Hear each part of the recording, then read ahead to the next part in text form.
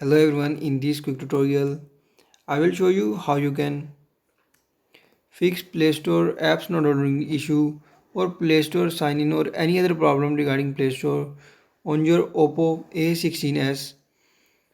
So before you starting video, don't forget to subscribe and also press the bell icon.